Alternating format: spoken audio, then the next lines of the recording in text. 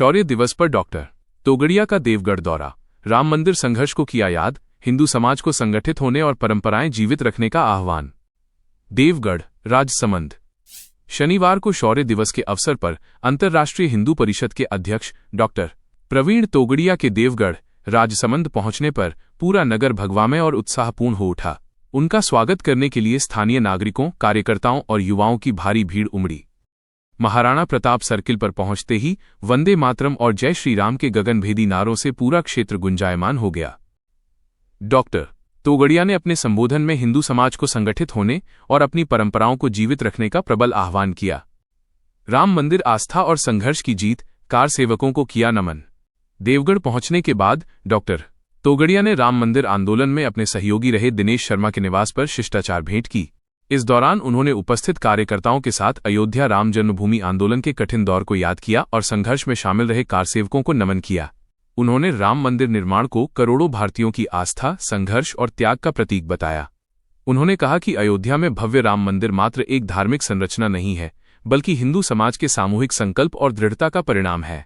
उन्होंने याद दिलाया कि वर्षों पूर्व ये संकल्प लिया गया था कि जहां रामलला विराजमान थे, वहीं पुनः मंदिर का निर्माण होगा। आने वाली पीढ़ियों को ये समझाना जरूरी है कि ये मंदिर एक सांस्कृतिक धरोहर है, जो भारत की आध्यात्मिक चेतना और सांस्कृतिक निरंतरता का प्रतीक बनेगा। जिन समाजों में परंपराएं जीवित रहती हैं और जिनके संस्कार मजबूत होते हैं, वही समय की चुनौतियों का सामना कर पाते हैं। समुदाय की ताकत, संगठन और जागरूकता में 1 लाख हनुमान चालीसा केंद्र खोलने का संकल्प। डॉक्टर तोगड़िया ने हिंदू समाज की एकता और संगठन पर जोर देते हुए कहा कि किसी भी समुदाय की शक्ति उसकी संख्या, उसके संगठन और उसकी जागरूकता से निर्धारित होती है। इसी सामाजिक एकजुटता के लिए उन्होंने सामूहिक हनुमान चालीसा पाठ को एक प्रभावी माध्यम बताया। उन्होंने कहा कि हनुमान चालीसा केवल धार्मिक पाठ नहीं, बल्कि सामूहिक मनोबल बढ़ाने और समाज के भीतर अनुशासन तथा मानसिक दृढ़ता उत्पन्न करने का माध्यम है। उन्होंने घोषणा की कि वह पूरे देश में 1 लाख हनुमान चालीसा केंद्र स्थापित करने की दिशा में काम कर रहे हैं, जहां मंगलवार और शनिवार को नियमित रूप से सामूहिक पाठ होगा। शिक्षा, स्वास्थ्य और धर्म समाज निर्माण के 3 स्तंभ।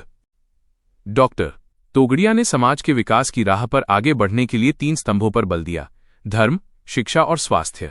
उन्होंने कहा कि यदि परिवार अपनी परंपराओं और संस्कारों को अगली पीढ़ियों तक नहीं पहुंचाते तो समाज कमजोर हो जाता है।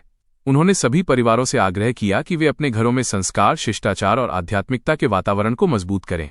उनके अनुसार सामाजिक सौहार्द और सांस्कृतिक एकता तभी बनी रहेगी जब समाज संगठित रहेगा और अपनी जड़ों से जुड़ा रहेगा।